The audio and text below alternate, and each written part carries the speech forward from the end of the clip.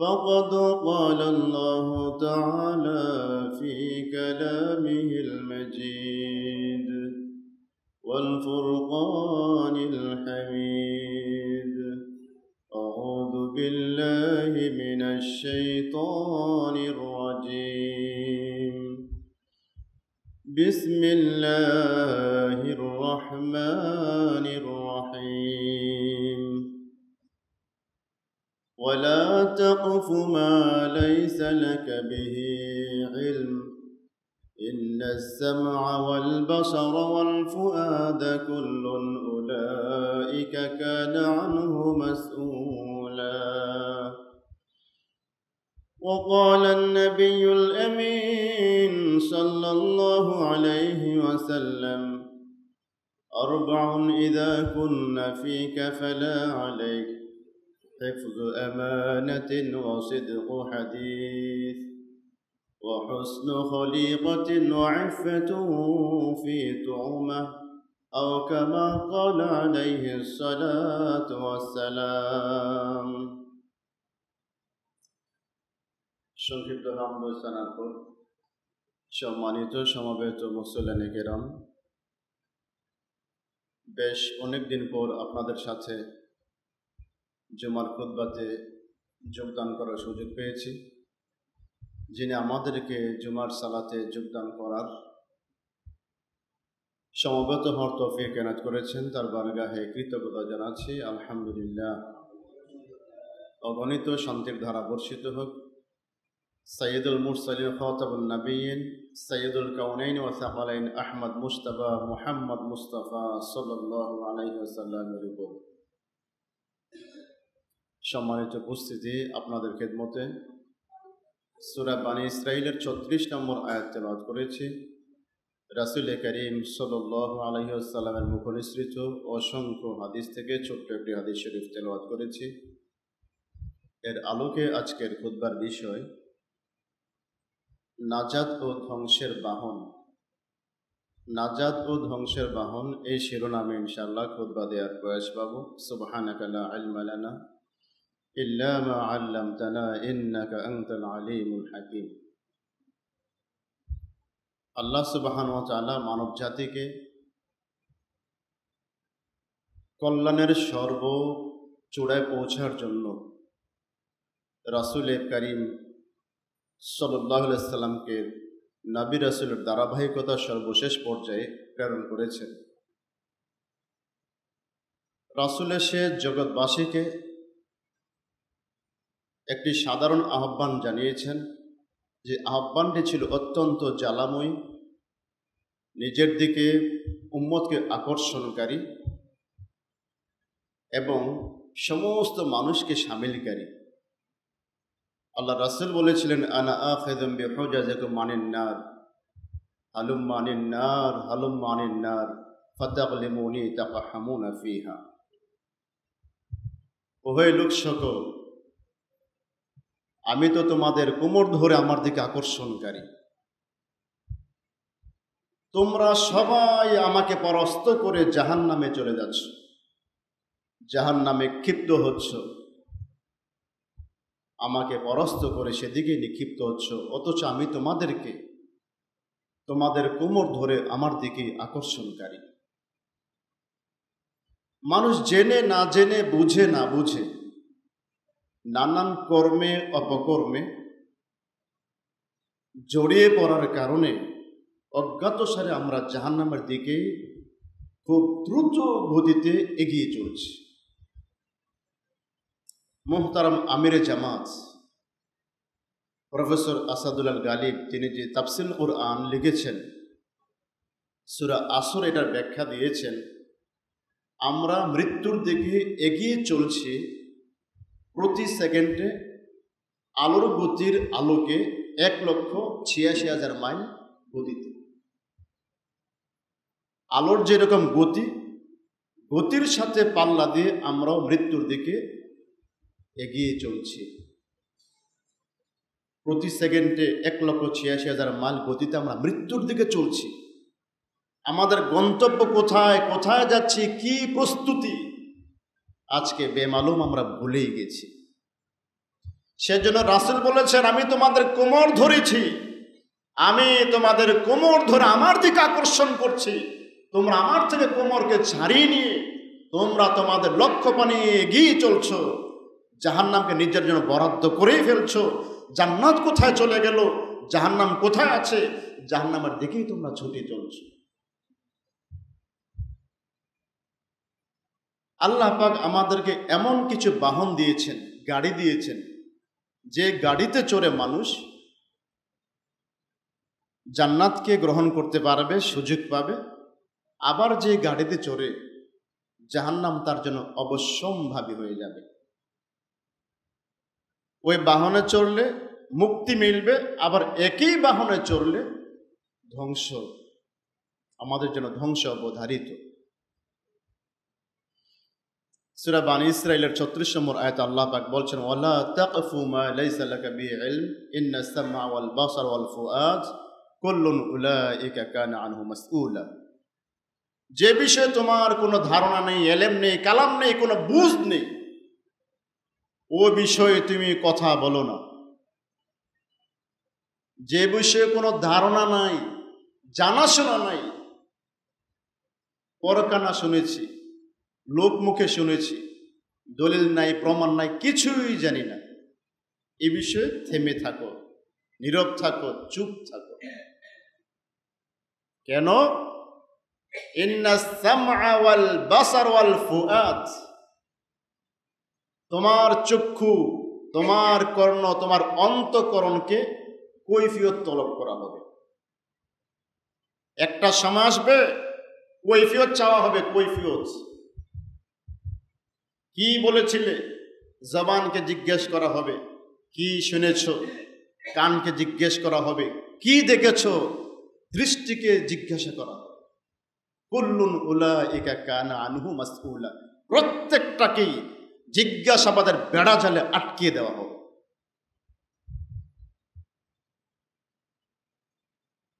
ধ্বংসের বাহন, নাজাতের বাহন হলো কয়েকটি। সেগুলো আমাদের চোখ, আমাদের কান, আমাদের মুখ, আমাদের জবান, লজ্জাস্থান, আমাদের হস্তদ্বয় এবং পদযুগল। এগুলো হলো বেঁচে যাওয়ার গাড়ি অথবা ধ্বংসের মুখে পতিত হওয়ার গাড়ি বা বাহন। এই গাড়িগুলোকে সঠিকভাবে ড্রাইভ করলে, সঠিকভাবে পরিচালনা করলে আপনার গাড়ি আপনাকে গন্তব্যে পৌঁছাবে। পরিচালনায় ত্রুটি বিচ্যুতি হলে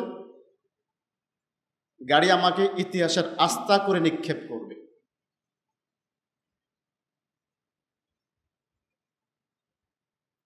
সম্মানিত উপস্থিতি, আজকের বিশ্বের পরিস্থিতি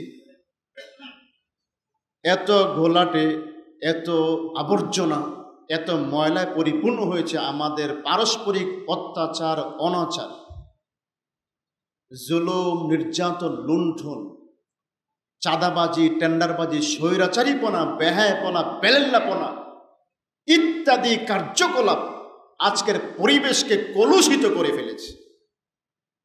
আর এই কাজগুলো করছে কিভাবে?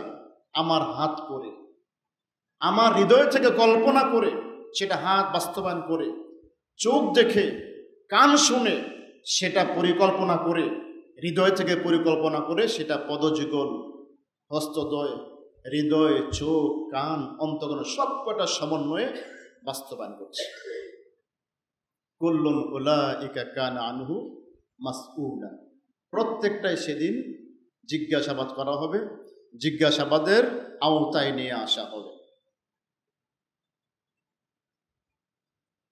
রাসূল করিম সাল্লাল্লাহু আলাইহি ওয়াসাল্লাম বলেন, আরবাউন ইযা কুন্না ফীকা ফালা আলাইক মা ফাতাকা মিনাদ দুনিয়া, যদি চারটি বিষয় তোমার মধ্যে থাকে, দুনিয়া সব কিছু উলট পালট হয়ে গেল, চারটি বিষয় আমার মধ্যে থাকলে সব ঠিক থাকবে। হিফজু আমানা, আমানতের রক্ষা করা, সিদকু হাদিস, সত্য কথা বলা, হুসনু খলিকাতিন, সচ্চরিত্রবান হওয়া, ইফাতুন ফি তুমা, হালাল জীবিকা উপার্জন করা, হালাল রুজি অর্জন করা। এই চারটা বিষয়ের মধ্যে জীবনের সমস্ত কিছুই শামিল। আমানতের হেফাজত, আমানতের রক্ষা করা, আল্লাহর তরফ থেকে চোখ, রক্ত, শরীরের অঙ্গ প্রত্যঙ্গ, চামড়া, এগুলি সবই আমানত। এগুলি সব আমানত। আমরা আমানত বলতে বুঝি, চাচা 500 টাকা দিয়েছেন, ভাতিজাকে টাকাটা রাখো, 2 দিন পরে আমি নিয়ে যাব। আমানত বলতে আমরা শুধু এটুই বুঝি, এখানে আমরা সীমাবদ্ধ আছি। এটা আমানত ঠিকই আছে, আমানতের মধ্যে একটি আমানত। এই যে তো অসংখ্য আমানত, যেগুলোর ব্যাপারে আমরা যদি সচেতন থাকি, যত্নশীল হই, আমরা বেঁচে যাব। দুনিয়া উলটপালট হয়ে গেলে সব আমার ঠিক থাকবে। সিদ ও হাদিস, সত্য কথা বলা, সত্য কথা বলা, মিথ্যা কথা বলা, অসত্য কথা বলা, এগুলো আমাদের স্বভাবজাত প্রকৃতি। সত্য বলি বা অসত্য বলি, এটা আমরা জবানকে ব্যবহার করে মুখ দিয়ে বের করি, আমার বাকশক্তিকে ব্যবহার করে মুখ দিয়ে বের করি। তাহলে একটা হাদিস আছে, আসিদউ ইউনজি ওয়াল কিযবু ইউহলিক, সত্য মুক্তি দেয়, মিথ্যা ধ্বংস করে। মূলে কিন্তু কথা ওইটাই, সত্য কথা বেরিয়ে আসে আমার জবান থেকে, অসত্য কথা বেরিয়ে আসে আমারই জবান থেকে। সত্য বললে সত্যের গাড়িতে চড়ে আমি মুক্তি পেয়ে যাব, অসত্যের লালন করলে, মিথ্যার চর্চা করলে, মিথ্যার গাড়িতে চড়ে আমি ধ্বংসকে ডেকে আনবো, ধ্বংস মুখে আমি দুর্বার গতিতে গিয়ে যাব। রাসূল করিম সাল্লাল্লাহু আলাইহি ওয়াসাল্লাম 4টি বিষয়ের প্রতি আমাদের উদ্বুদ্ধ করেছেন। আমানতের রক্ষা করা, কথা যখনই বলি যেন সত্য কথা বলি, সত্যকে লালন করি, সত্য সেবী হই। হুসনু খলিকাতিন, সৎ চরিত্রবান হওয়া, এই একটা কথা দিয়ে আমার গোটা শরীরকে শামিল করা হয়েছে, সারা জীবনের আচার আচরণকে শামিল করা হয়েছে, আমার চারিত্রিক জীবনকে শামিল করা হয়েছে, ব্যবসায়িক জীবনকে শামিল করা হয়েছে, সাংসারিক জীবনকে শামিল করা হয়েছে, বন্ধু বান্ধবের সাথে মুআমালাতকে শামিল করা হয়েছে। আমি কি প্রতারক না প্রবঞ্চক বুঝবে কে?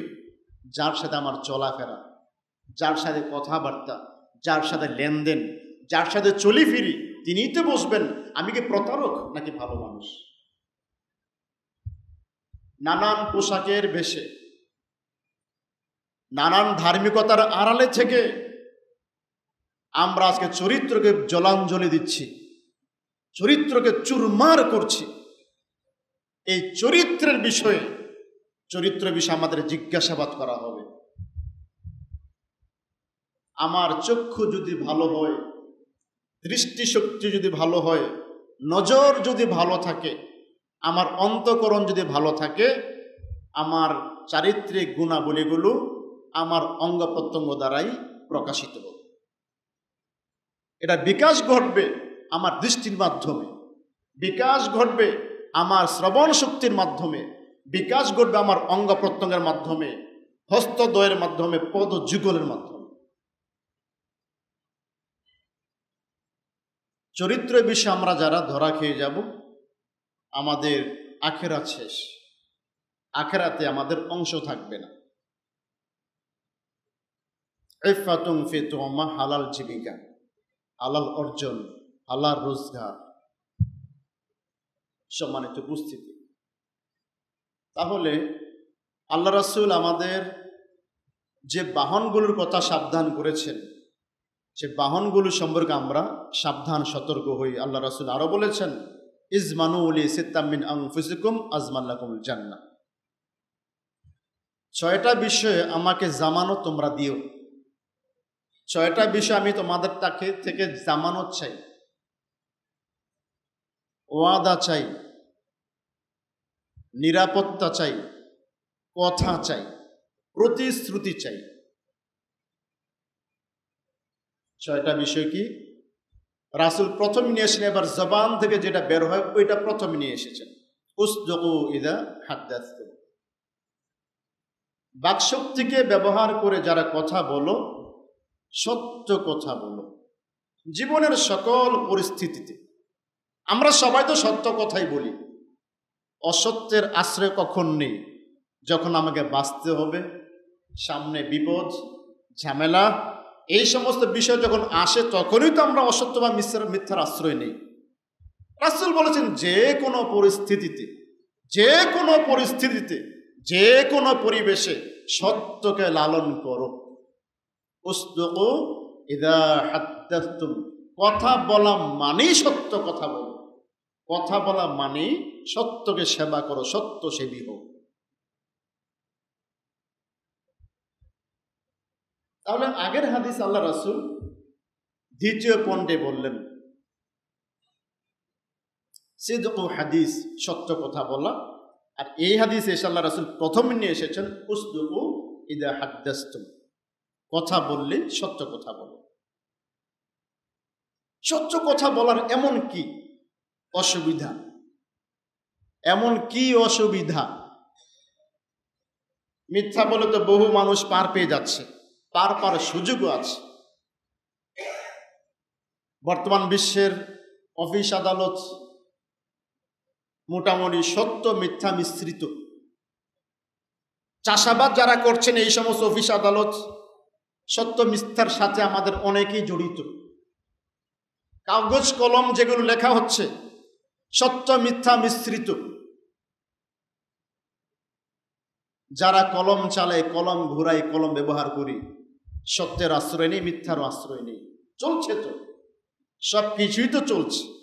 আমার কলমের খোঁচাতে কত ভালো মানুষ, কত পুত পবিত্র নিষ্কলুষ মানুষ তার জীবনটা শেষ হয়ে যাচ্ছে।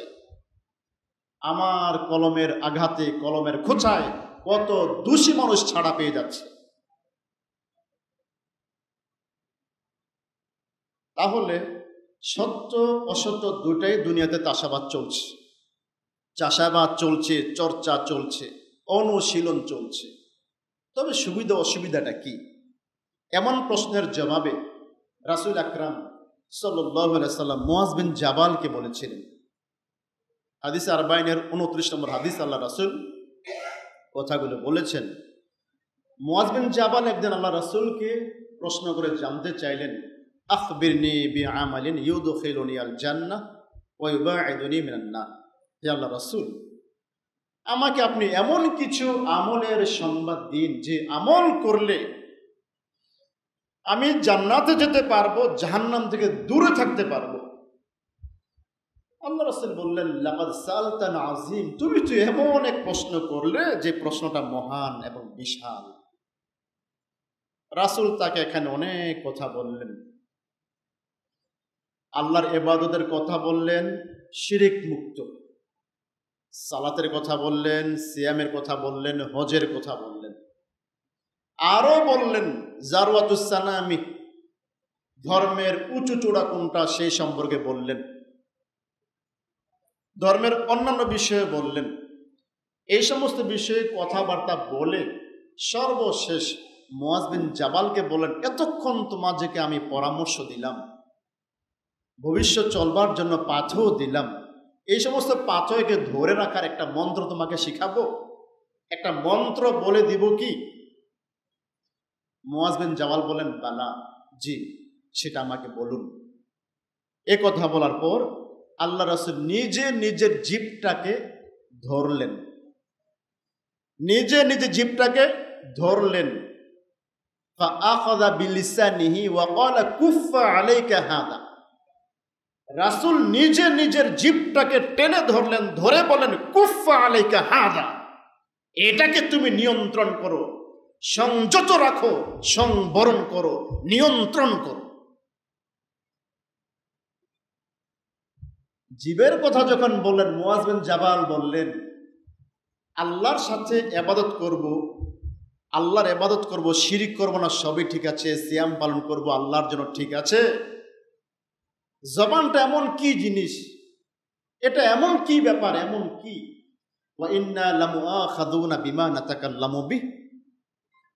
মুআয বিন জাবাল আবেগ তাড়িত কণ্ঠে বললেন, হে আল্লাহর রাসূল, আমরা কি তাহলে যে কথাবার্তা বলি, জবানটাকে খরচ করে যে কথা আমার মুখ থেকে খসে পড়ে বেরিয়ে যায়, এটার জন্য কি আমাকে জিজ্ঞাসাবাদ করা হবে, কৈফিয়ত তলব করা হবে? রাসূল কারীম সাল্লাল্লাহু আলাইহি সাল্লাম বললেন, সাকিলাতকা উম্মুক। কি বলছো মুআয, এটা কি বলছো তুমি? তোমার মা তোমাকে হারিয়ে ফেলুক, তোমার মা তোমাকে হারিয়ে ফেলুক।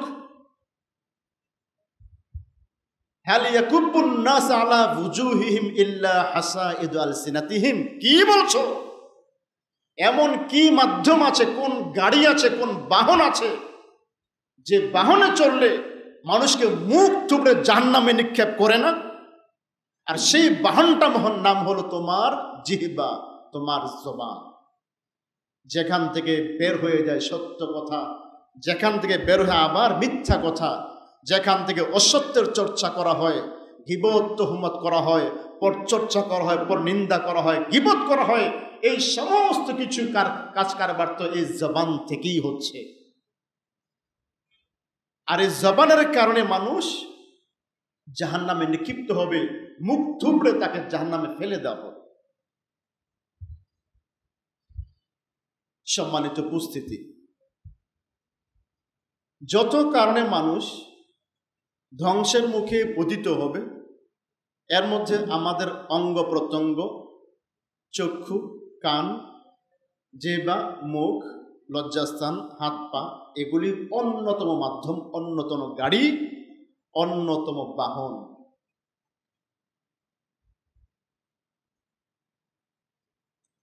রাসূল কারীম সাল্লাল্লাহু আলাইহি সাল্লাম মুআয বিন জাবালকে সবকিছু বুঝিয়ে দিলেন, সবকিছু বুঝিয়ে দিলেন। শুধু ইবাদতই যে আমাদের সবকিছুর শেষ না, সেটা মুআয জেনে গেলেন। শুধু তেলাওয়াত করব, জিকির আজকার করব, আবার জগৎ সংসারে চলতে গিয়ে সত্যের আশ্রয় নেব, বাঁচার জন্য মিথ্যার আশ্রয় নেব, এই যে আমাদের সংসারটা চলছে, আমাদের জীবন জীবিকা চলছে, পরিবেশের সাথে তাল মিলিয়ে, পারিপার্শ্বিকতার সাথে তাল মিলিয়ে আমরা চলছি। আল্লাহ রাসূল মুআয বিন জাবালকে চুলচারা বিশ্লেষণ করেই বুঝিয়ে দিলেন, শুধু জিকির আজকার আমাকে মুক্তি দিবে না, কয়েক খতম দিলাম কোরআন মজিদ মুক্তি দিবে না, আমার সালাত আমাকে মুক্তি দিবে না, আমার সিয়াম আমাকে মুক্তি দিবে না। আমার চোখ আমার মুক্তির গাড়ি, আমার কান আমার বেঁচে যাওয়ার গাড়ি, এই গাড়িতে চড়লে বাঁচা যাবে। আমার জবান আমার বাঁচার গাড়ি, লজ্জাস্থান বেঁচে যাওয়ার গাড়ি, আমার হাত আমার পা বেঁচে যাওয়ার গাড়ি এবং বাহন। এই বাহন যদি সঠিকভাবে চালানো যায়, বাঁচার পথ আছে, গন্তব্যে আপনার আমার অঙ্গ প্রত্যঙ্গেই পৌঁছাবে। যদি পরিচালনা আমরা ব্যাঘাত ঘটাই, অসুন্দর এবং বিতর্কিতভাবে পরিচালিত হয়, এই গাড়ি আমাদেরকে জাহান্নামে নিক্ষেপ করবে। আল্লামা ইবনুল কাইয়িম রাহিমাহুল্লাহ আল জাওজিয়া তিনি একটি কথা বলেছেন, আল জাওয়ারিহু সাবআ ওয়া হিয়াল আইন, আল উযুন, আল ফাম, আল লিসান, আল ফারাজ, আল ইয়াদ ওয়ার রিজল। 7টা। আল্লামা ইবনুল কাইয়িম আল জাওজিয়া তিনি বলেছেন, নাজাত এবং মুক্তির বাহন হলো 7টা, নাজাত এবং মুক্তির গাড়ি হলো 7টা। গাড়ির নাম চোখ, গাড়ির নাম কান, গাড়ির নাম মুখ, গাড়ির নাম জিহ্বা, লজ্জাস্থান, 2 হাত 2 পা। মুক্তির গাড়ি অথবা ধ্বংসের গাড়ি। আমরা প্রত্যেকে গাড়ির মালিক। আমি আমার দৃষ্টি শক্তিকে সুষ্ঠু এবং সুন্দরভাবে পরিচালনা করলে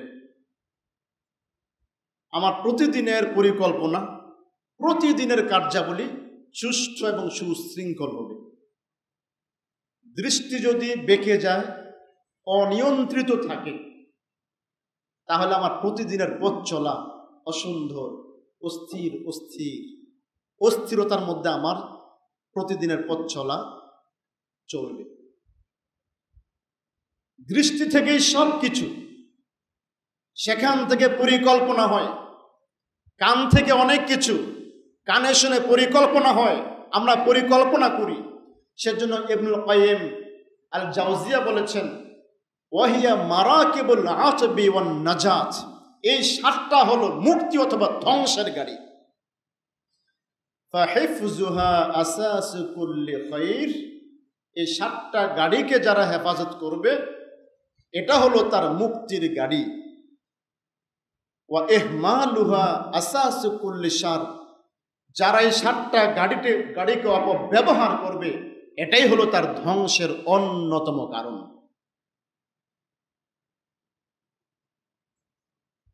সম্মানিত সুধী মণ্ডলী,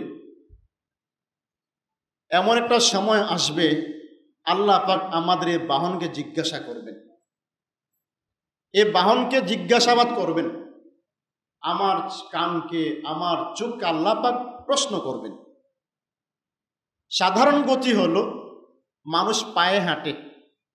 কেন পায়ে হাঁটে? আল্লাহ পাক পাকে হাঁটার জন্যই নির্মাণ করেছেন, তৈরি করেছেন, সৃষ্টি করেছেন। পাকে বলা হয়েছে তুমি এই বান্দার গোটা অবয়ব বহন করে সামনের দিকে চলবে। আল্লাহর হুকুম যখন হবে তখন পাগুলো চলে যাবে উপরের দিকে, মাথা চলে যাবে নিচের দিকে, তখন মাথায় হাঁটবে। মাথা হাঁটবে কেন? আল্লাহর হুকুমেই হাঁটবে। আজকে মুখ কথা বলে কেন? এটা আল্লাহ পাক সৃষ্টি করেছেন বাকশক্তি হিসাবে। আল্লাহর হুকুমেই জবান কথা বলে। একসময় জবান বাকশক্তি হারিয়ে ফেলবে। আমার জিহ্বা কথা বলতে পারবে না, হারিয়ে ফেলবে।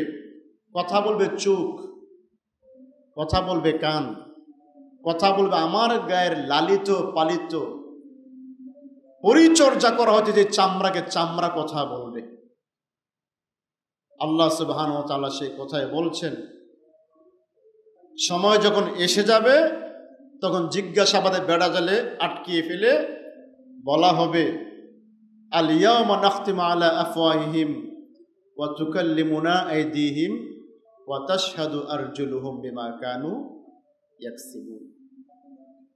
যে আল্লাহ পাক জবানকে কথা বলার শক্তি দিয়েছেন, ওই আল্লাহ পাক জবানকে বিকল করে ফেলে, বিকল, বাকশক্তি হারিয়ে ফেলবে। আল্লাহ পাক কি চাচ্ছেন? আল্লাহ পাক তথ্য নেবেন চোখ থেকে, অঙ্গ প্রত্যঙ্গ থেকে, কান থেকে, অন্তঃকরণ থেকে। কোরআনের বিভিন্ন জায়গাগুলো বলা আছে। কৈফিয়ত তলব করবেন। আল্লাহ পাক কৈফিয়ত তলব করলে অঙ্গ প্রত্যঙ্গ সেটা বলে দিবে, দেদারসে বলে দিবে। চামড়ার বিষয়ে বলা হয়েছে, ওয়াকালু লিজুলুদিহিম লিমা শাহিদতুম আলাইনা, তারা যখন জাহান্নামের দ্বার প্রান্তে চলে আসবে, প্রান্ত সীমায় পৌঁছে যাবে, এসে যাবে, তখন চামড়া তার বিরুদ্ধে কথা বলবে। আমার চামড়া আমার বিরুদ্ধে কথা বলবে। চামড়ার মালিক এবার বলবে, কি ব্যাপার, তোমরা কথা বলছো কেন? তোমরা কথা বলছো কেন? এবার চামড়া বলবে, আনতাকানাল্লাহুল্লাযী আনতাকা কুল্লা শাই, যেই আল্লাহ পাক মানুষকে বাকশক্তি দিয়েছিলেন, ওই আল্লাহ পাক বাকশক্তি আজকে বিকল করেছেন, বিকল করে আমাদেরকে কথা বলার শক্তি দিয়েছেন, তাই আমরা কথা বলছি, তাই আমরা আপনার বিরুদ্ধে কথা বলেছি। সম্মানিত উপস্থিতি, সুতরাং সালাত, সিয়াম, হজ, যাকাত মুক্তির বাহন হলো, যদি আমার মৌলিক বাহনগুলো অনিয়ন্ত্রিত থাকে, কখনই বাঁচার পথ উন্মোচিত হবে না। সূরা তাকাসুরে আল্লাহ সুবহানাহু ওয়া তাআলা বলেছেন, সুম্মা লাতুসআলুন্না ইয়াওমা ইদিন আনিন নাঈম, সেদিন তোমাদেরকে নিয়ামত রাজি সম্পর্কে জিজ্ঞাসা করা হবে। নিয়ামতটা কি? আমের সিজনে কত আম খেয়েছি, তরমুজের সিজন, প্রচন্ড গরম, কত তরমুজ খেয়েছি। হ্যাঁ, এটা নিয়ামত, অবশ্য নিয়ামত, কিন্তু এখানে কোন নিয়ামত? সুম্মা লাতুসআলুন্না ইয়াওমাইদিন আনিন নাঈম।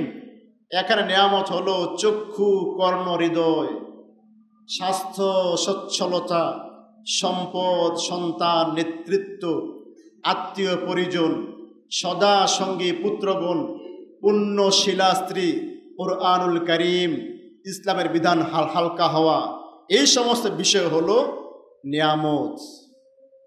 এই সমস্ত বিষয় আল্লাহ পাক সেদিন জিজ্ঞাসা করবেন। নিয়ামত প্রথম পর্যায়ে যেটা আসছে ব্যাখ্যাতে, চক্ষু, কর্ণ, হৃদয়।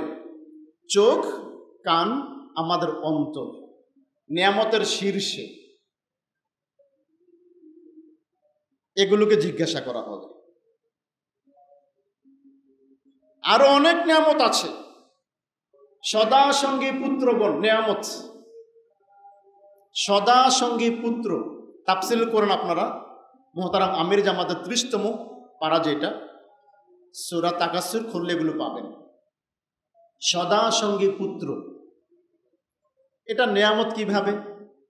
আমার 3 ছেলে, ছেলেরা ভালো ভালো উচ্চ শিক্ষিত হয়ে ভালো লেখাপড়া করে একজনও দেশে নাই। আমি বুক ফাটিয়ে বলি, আমার ছেলে আমেরিকা থাকে, বড় ছেলে কানাডা থাকে, ছোট ছেলে সিঙ্গাপুর থাকে। খুব খুশি আমি। জীবনের পড়ন্ত বেলায় বুড়া বুড়ি ঘরে পড়ে থাকি।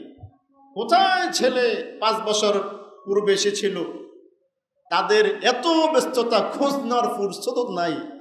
কেমন আছে মা, কেমন আছে বাবা, কি খাচ্ছেন, কি করছেন, তাদের জীবনের হাল হকিকত খোঁজ নেওয়ার ফুরসতই তাদের নাই। গপ মারছি, গল্প বলছি, ছেলে খুব ভালো আছে, কানাডা আছে, সিঙ্গাপুরে আছে। বয়স যখন 60-70-এ চলে গেল, আর চলছে না জীবন নামের গাড়িটা। লাঠি ভর করো, দাঁড়ানোর শক্তি হারিয়ে ফেলেছি। কে বাজার করে আনবে, চোখে দেখি না, কে ডাক্তারের কাছে নিয়ে যাবে, খাট থেকে পরে হাত ভেঙেছে, কে ডাক্তারের কাছে নিয়ে যাবে, খোঁজ নেবার কেউ নাই, কেউ নাই। তো ছেলে আমেরিকা থাকে, কানাডা থাকে, এই গল্পটা কোথায়? এই গল্প কই? কোনো কাজে আসে নাই। সেজন্য বলা হয় যে সদা সঙ্গী পুত্র আল্লাহ পাকের বিশেষ বিশেষ নিয়ামত। হোক শিক্ষিত, অর্ধশিক্ষিত, মূর্খ, আপনার ছেলে হালাল খেয়ে আপনার সাথে আছে, আপনার ঘরে আছে, ডাকলে পাওয়া যাচ্ছে, এটা হলো আল্লাহ পাকের নিয়ামত। যারা এই নিয়ামত আমরা ভোগ করছি, এই নিয়ামত সম্পর্কে আল্লাহ পাক জিজ্ঞাসা করবেন, তোমাকে 3টা ছেলে দিয়েছি, 5টা ছেলে দিয়েছি, তোমার কাছে কাছে রেখেছি, এই সন্তানের কি নিয়ামত তুমি আদায় করলে, কি শুকরিয়া আদায় করলে বলো। ঠিক এরকম কৈফিয়ত তলব করা হবে চোখ থেকে, কান থেকে, ইত্যাদি থেকে। সম্মানিত উপস্থিতি, আমাদের ধ্বংস এবং নাজাতের গাড়িগুলো যদি সুষ্ঠু এবং সুন্দরভাবে পরিচালনা করি, জীবনের পড়ন্ত বেলায় কি হবে রাসূল সে কথা বলেছেন। আমাদের বাহনটা কি বললাম? চোখ, কান, মুখ, জবান, লজ্জাস্থান, 2 হাত, 2 পা, 7টা। এগুলো আমাদের গাড়ি, বাহন। এই বাহনগুলো যাদের নিয়ন্ত্রিত থাকবে, সুষ্ঠুভাবে আমার মাধ্যমে পরিচালিত হবে, রাসূল তাদের অন্তিম জীবনের অন্তিম মুহূর্তে কি হচ্ছে, কি হবে, 2টি মন্তব্য করেছে। আল্লাহ রাসূলের সামনে দিয়ে একটা জানাজা গেল, লাশ গেল। জানাজা মানেই লাশ। একটা জানাজা গেল। জানাজা যেতে রাসূল মন্তব্য করলেন, মুস্তারিহুন আও মুস্তারাহুম মিনহু। লাশটা গেল, লাশকে নিয়ে যাওয়া হলো। লাশ সম্পর্কে রাসূল মন্তব্য হলো, 1 নম্বর মুস্তারিহ, 2 নম্বর মুস্তারাহুম মিনহু। সাহাবায়ে কেরাম বুঝলেন না কি বলা হলো, জানতে চাইলেন, ইয়া রাসূলুল্লাহ মাল মুস্তারিহু ওয়াল মুস্তারাহু মিনহু। মায়েরটা যে নিয়ে যাওয়া হলো তার সম্পর্কে আপনি বলেছেন মুস্তারিহ মুস্তারাহ মিনহু, বুঝি নাই। রাসূল ব্যাখ্যা দিয়ে বুঝালেন, আল আব্দুল মুমিন,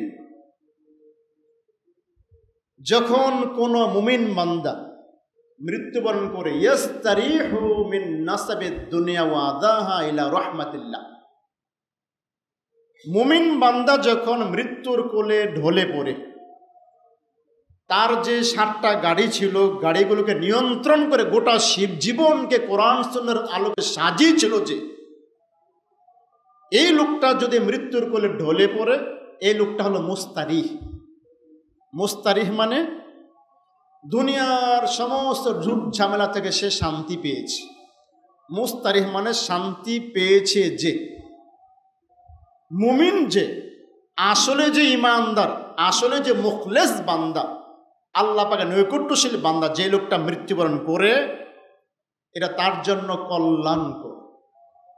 হ্যাঁ, ছেলে থেকে বিদায় নিতে পারি না, স্ত্রীকে বলে যেতে পারলাম না, এগুলো কোনো আফসোসই থাকবে না, বরং কখন তাকে কবরস্থ করা হবে সে বারবার চাইতে থাকবে, আমাকে দাফন কেন করা হচ্ছে না, কেন দেরি করা হচ্ছে। মানে হলো, দুনিয়া থেকে কখন সে বিদায় নেবে, কিসের ছেলে, কিসের মেয়ে, কিসের স্ত্রী, কিসের বাড়িঘর, কিসের ব্যবসা বাণিজ্য, তুচ্ছ নগণ্য।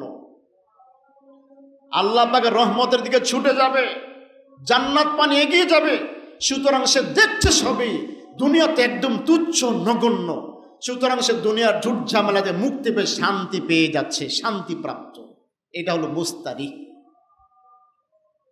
2 নম্বর মুস্তারাহ মিনহু, যে লোকটা থেকে দুনিয়ার মানুষ বেঁচেছে। রাসূল ব্যাখ্যা দিলেন, আল আব্দুল ফাজির, যে লোকটা বর্বর, পাপিষ্ঠ, অনাচারী, অত্যাচারী, এই লোকটা যখন মারা যায়, ইয়াস্তারিহু মিনহু, তার থেকে প্রাণে বাঁচে, তার অনিষ্ট থেকে, অত্যাচার থেকে, নিপীড়ন থেকে, গীবত থেকে, তহমত থেকে, কুকর্ম থেকে মানুষ বাঁচে। কে বাঁচে? রাসূল ব্যাখ্যা দিয়েছেন, আল ইবাদ, আল বিলাদ, আশ শাজার, আদ দাওয়াব। পাপিষ্ঠ যখন মরে যায়, গুনাহগার বান্দা যখন মরে, দুনিয়ার বহু মানুষ হাফ ছেড়ে বাঁচে। রাসূল বলেছেন, আল ইবাদ, দুনিয়ার সমস্ত মানুষ খুশিতে বাকবাক হয়ে যায়। পাপিষ্ঠ মানুষ মারা গেলে দুনিয়ার সমস্ত মানুষ খুশি। বিলাদ, শহর বন্দরে যারা বসবাস করে তারা খুশি, তারাও বলে একটা দুষ্ট লোক থেকে আমরা হাফ ছেড়ে বাঁচলাম। একটা দুষ্ট লোকের অত্যাচার, অনাচার থেকে দেশবাসী বাঁচলো, বাড়ির মানুষ বাঁচলো, ঘরের মানুষ বাঁচলো, গ্রামের মানুষ বাঁচলো, মানুষ বলে। আর সাজার, শুধু মানুষ এবং জিনেরা না, গাছ গাছালিগুলো আল্লাহকে বলে, আল্লাহ বাঁচলাম। তোমার এই পবিত্র ভূমিকে এই অত্যাচারী লোক, অনাচারী লোক, পাপিষ্ঠ লোক অপবিত্র করেছে, এই সমস্ত লোক থেকে আমরাও বাঁচলাম। আর দাওয়াব, শুধু গাছ গাছালি না, দুনিয়াতে যত কীট পতঙ্গ আছে, যত প্রাণী পক্ষীকুল আছে, সবাই আল্লাহকে বলে, আল্লাহ বাঁচলাম। একটা পাপিষ্ঠ লোক, অবাধ্য বান্দা, তোমার অবাধ্য বান্দার অবাধ্যতা থেকে আমরা বাঁচলাম, দুনিয়ার সবাই বাঁচল। কি পরিমাণ বদদুয়া, কি পরিমাণ অভিশাপ!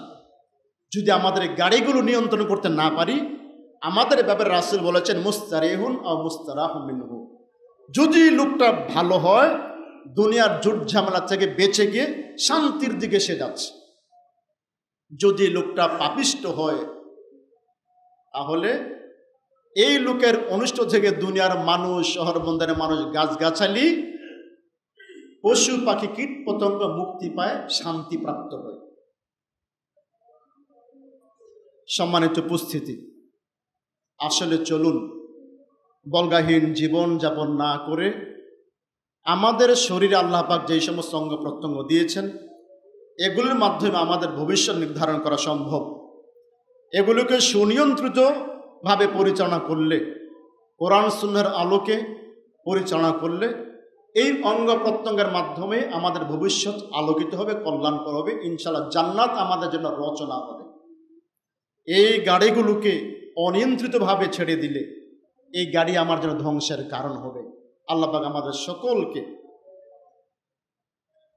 নিজের অঙ্গ প্রত্যঙ্গগুলোকে, নাজাত এবং মুক্তির বাহনগুলোকে, গাড়িগুলোকে নিয়ন্ত্রণ করার তৌফিক দান করুন। আমিন। আকুলু কওলি হাদা আস্তাগফিরুল্লাহ লি ওয়া লাকুম।